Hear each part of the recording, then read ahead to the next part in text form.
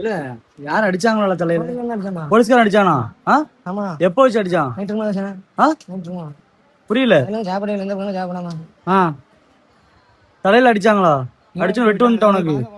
போனங்க ஒண்ணு போனங்காட்டி வராங்க சொல்லிருப்பாங்க இவங்க போகுது. சரி, வீட்டுல இருந்து போலீஸ் பிடிச்ச வண்டி எடுக்கணும். நான் டக்குனு தோண்டிருப்பேன். தூத்துக்குடியில் இருக்கிற அமுதா நகர் என்ற இடத்துல 26 வயது சேர்ந்த அருணாச்சலம் என்பவரை போலீஸை விசாரணைக்காக கூட்டிட்டு போயிருக்காங்க. போலீஸ்காரங்க அவர் மருத்துவமனையில மயங்கி விழுந்து இறந்துட்டாரு அப்படின்னு சொல்றாங்க. அது எப்படி ஒருத்தர் நல்லா இருக்கிறாங்க, ஆனா போலீஸ் ஸ்டேஷனுக்கு போன பிறகு மட்டும் பாத்ரூம்ல வலிக்கி கீழே விழுந்து காயம் வருது, மயங்கி விழுந்து ஹார்ட் அட்டாக்ல இறந்துடுறாங்க. தூத்துக்குடி பென்னிக்ஸ் ஜெயராஜ் இவங்க இறந்த பிறகு போலீஸ் என்ன சொன்னாங்கன்னா, ரெண்டு பேருமே ஒருத்தர் ட்ரிங்க்ஸ் பண்ணி குடிச்சிட்டு ஒருத்தர் அடிச்சுட்டு இறந்துட்டாங்க.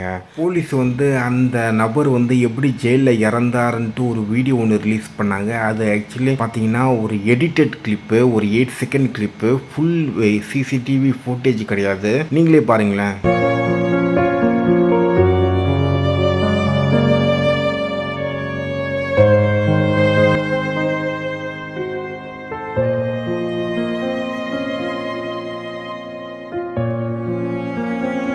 போலீஸ் ரிலீஸ் பண்ண அந்த சிசிடிவி ஃபுட்டேஜில் எந்த ஒரு கிளாரிட்டியும் கிடையாது. இது கண்டிப்பாக ஏதோ ஒன்று பயங்கரமாக நடந்திருக்கு.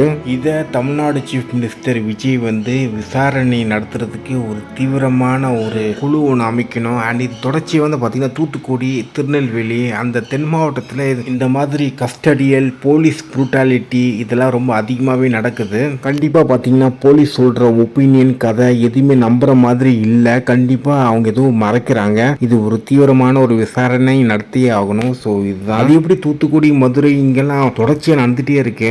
அவங்களுக்கு இந்த மாதிரி அடித்து கூடுறதுக்கு தைரியம் எப்படி வருதுன்னு தெரில.